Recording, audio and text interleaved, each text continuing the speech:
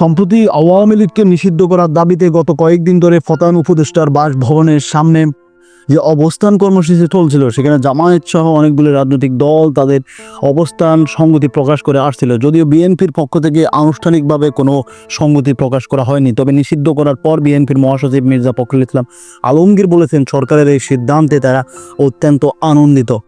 আওয়ামী লীগের দলীয় কার্যক্রম নিষিদ্ধ করার বিষয়ে বাংলাদেশের অন্তর্বর্তীকালীন সরকার যে সিদ্ধান্ত নিয়েছে তা নিয়ে রাজনৈতিক মহলে হচ্ছে নানা আলোচনা এবং সমালোচনা। আজকের আমাদের এই বিশ্লেষণে আপনাদের জানাচ্ছি কোলাইড মিন্ডার ইউটিউব চ্যানেলের পক্ষ থেকে স্বাগত। যদি আমাদের ভিডিওটি ভালো লেগে থাকে তাহলে অবশ্যই সাবস্ক্রাইব করতে ভুলবেন না। মহান মুক্তিযুদ্ধের মাধ্যমে বাংলাদেশের স্বাধীনতার পর যে কয়েকটি জাতীয় সংসদের নির্বাচন অনুষ্ঠিত হয়েছে তার মধ্যে অনেকগুলি ত্রুটি সংগতি রয়েছে।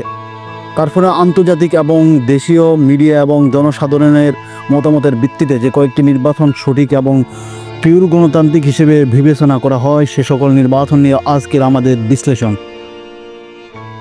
তার মধ্যে পঞ্চম জাতীয় সংসদ নির্বাচন 1991 সালের 27 ফেব্রুয়ারি বাংলাদেশে অনুষ্ঠিত হয়েছিল। নির্বাচনের দুটি প্রধান দল যথাক্রমে আওয়ামী লীগ এবং বিএনপির নেতৃত্বে শেখ হাসিনা এবং খালেদা জিয়ার নেতৃত্বে অনুষ্ঠিত হয়েছিল। জাতীয় সংসদ নির্বাচনে 300টি আসনের বিপরীতে 424 জন স্বতন্ত্র প্রার্থী সহ মোট 75টি দল এই নির্বাচনে অংশগ্রহণ করে, যেখানে মোট 2727 জন প্রার্থী নির্বাচনে অংশ নেয়। নির্বাচনে খালেদা জিয়ার নেতৃত্বে বিএনপি জয়লাভ করে এবং তারা 300টি আসনের মধ্যে 140টি আসন এককভাবে জয়লাভ করে। মোট গৃহীত ভোট হয়েছিল 55.4% এবং জাতীয় সংসদের 300টি আসনের সংখ্যাগরিষ্ঠতা পাওয়ার জন্য যে কোনো দলের প্রয়োজন 151টি আসন। তালিকাবদ্ধ ভোটার তখন ছিল 6,21,81,743 জন, যেখানে আওয়ামী লীগ পেয়েছিল 30.01% এবং বিএনপি পেয়েছিল 30.8% শতকরা ভোট। এরপর 24 নভেম্বর 1995 সালে এই সংসদ ভেঙে দেওয়া হয়। এরপর সপ্তম জাতীয় সংসদ নির্বাচনে জুন 1996 সালের 12 তারিখে অনুষ্ঠিত হয়। প্রধান দল আওয়ামী লীগের নেতৃত্বে শেখ হাসিনা এবং বিরোধী প্রধান দল বিএনপির নেতৃত্বে খালেদা জিয়া নেতৃত্ব দান করেন। জাতীয় সংসদ নির্বাচনে 300টি আসনের বিপরীতে 281 জন স্বতন্ত্র প্রার্থী সহ 81টি দল এই নির্বাচনে অংশগ্রহণ করে, যেখানে মোট 2574 জন প্রার্থী নির্বাচনে অংশগ্রহণ করে। 300টি আসনের মধ্যে আওয়ামী লীগ 146টি আসনে জয়লাভ করে এবং জোটগতভাবে সরকার গঠন করে। উক্ত নির্বাচনে স্বতন্ত্র প্রার্থীরা 0.67% এবং দলীয় প্রার্থীরা 74.82% ভোট জয়লাভ করে। জাতীয় সংসদের 300টি আসনের সংখ্যাগরিষ্ঠতা পাওয়ার জন্য যে কোনো দলের প্রয়োজন 151টি আসন, যেখানে আওয়ামী লীগের নেতৃত্বে শেখ হাসিনা যথাক্রমে গোপালগঞ্জ 3 এবং বিএনপির নেতৃত্বে বেগম খালেদা জিয়া ফেনী 1 আসনে এবং আওয়ামী লীগের নেতৃত্বে 146টি এবং বিএনপির নেতৃত্বে 116টি আসন জয়লাভ করে, যেখানে শতকরা ভোটে আওয়ামী লীগ 37.4% এবং বিএনপি 33.6% ভোট জয়লাভ করে এবং শেখ হাসিনা প্রধানমন্ত্রী মনোনীত হয়। এরপর অষ্টম জাতীয় সংসদ নির্বাচন 2001 সালের 1 অক্টোবরে অনুষ্ঠিত হয়। বাংলাদেশে জাতীয় সংসদ নির্বাচনগুলোর মধ্যে অন্যতম একটি নির্বাচন 2001 সালের নির্বাচন, যেখানে প্রধান দল বিএনপির নেতৃত্বে বেগম খালেদা জিয়া আওয়ামী লীগের নেতৃত্বে শেখ হাসিনার নেতৃত্ব প্রদান করে থাকেন। এই জাতীয় সংসদ নির্বাচনে 484 জন স্বতন্ত্র প্রার্থী এবং 44 দল থেকে মোট 1935 জন প্রার্থী নির্বাচনে অংশ নেয়। এটি হলো 1996 সালে চালু হওয়া তত্ত্বাবধায়ক সরকারের অধীনে দ্বিতীয় নির্বাচন।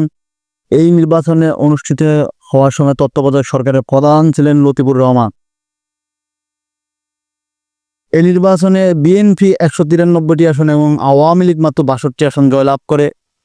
শতকরা ভোটের ক্ষেত্রে 40.97% ভোট পায় বিএনপি এবং আওয়ামী লীগ পায় 40.13% ভোট, যেখানে খালেদা জিয়া প্রধানমন্ত্রী নির্বাচিত হয়। এরপর নবম জাতীয় সংসদ নির্বাচন 2008, যেটা বাংলাদেশের সর্বশেষ গ্রহণযোগ্য নির্বাচন। এই নবম জাতীয় সংসদ নির্বাচন 29 ডিসেম্বর 2008 অনুষ্ঠিত হয়। নির্বাচনে যথাক্রমে দুটি প্রধান দল আওয়ামী লীগ এবং বিএনপি শেখ হাসিনা এবং খালেদা জিয়ার নেতৃত্বে অনুষ্ঠিত হয়। এই নির্বাচনে আওয়ামী লীগ একসাথে নেতৃত্বে জাতীয় পার্টি সহ 14 দল মহাজোট গঠন করে এবং বিএনপির নেতৃত্বে 7 দলীয় জামাত সহ 7 দলীয় জোট গঠন করে। যথাক্রমে সংসদে 300টি আসনের সংখ্যাগরিষ্ঠতা পাওয়ার জন্য 151টি আসন প্রয়োজন। আওয়ামী লীগের নেতৃত্বে শেখ হাসিনা পেয়েছে সংখ্যাগরিষ্ঠ 230টি আসন, যা এই যাবৎকালের আওয়ামী লীগের সবচেয়ে বড় জয়লাভ। এবং বিএনপির নেতৃত্বে খালেদা জিয়া পেয়েছে 30টি আসন এবং মোট ভোটের ক্ষেত্রে আওয়ামী লীগ পেয়েছে শতকরা 49% এবং বিএনপি পেয়েছে 33.20% এবং সুইং ভোটে আওয়ামী লীগ এগিয়েছিল 8.98% এবং বিএনপি পিছিয়ে ছিল সুইং ভোটে 8.20%। প্রধানমন্ত্রী শেখ হাসিনা নির্বাচিত হয়েছে।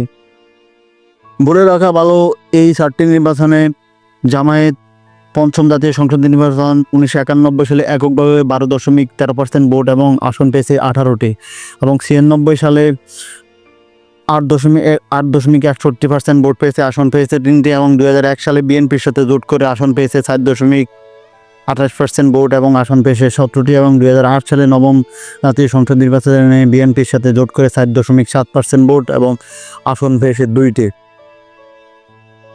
সম্প্রতি আওয়ামী লীগের কার্যক্রম নিষিদ্ধ করার পর বিভিন্ন রাজনৈতিক বিশ্লেষকরা দেশের সংকটময় পরিস্থিতি হিসেবে ভবিষ্যতে দেখলেও এই গণ অভ্যুত্থানের স্টেক হোল্ডাররা মনে করেন আওয়ামী লীগকে চিরতরে নিষিদ্ধ করার পর বাংলাদেশের সুষ্ঠু একটি গণতান্ত্রিক রাজনৈতিক দ্বারা প্রতিষ্ঠিত হওয়ার সম্ভাবনা অনেকখানি রয়েছে, যা এই অন্তর্বর্তীকালীন সরকারকেই নিশ্চিত করতে হবে। তবে আওয়ামী লীগের সমর্থক এবং তাদের বিভিন্ন স্টেক হোল্ডাররা মনে করছেন আওয়ামী লীগকে ছাড়া একটি সঠিক গণতান্ত্রিক রাজনৈতিক কাঠামো গড়ে তোলা সম্ভব নয়। দর্শক, আপনাদের মতামত কি? আওয়ামী লীগের কি সেই 40% ভোট কি নিষিদ্ধ হওয়ার পরে ও কি থাকবে, নাকি তাদের সুইং ভোটের কারণে এখন আগের চেয়ে অনেকগুলো ভোট কমে যাবে এবং ভবিষ্যতে আওয়ামী লীগের রাজনীতি বিলীন হয়ে যাবে, নাকি তারা আবার পুনরুদ্ধার করতে পারবে? আপনাদের মতামত কমেন্ট বক্সে জানিয়ে দিন এবং ভালো লাগলে ভিডিওটি সাবস্ক্রাইব করুন।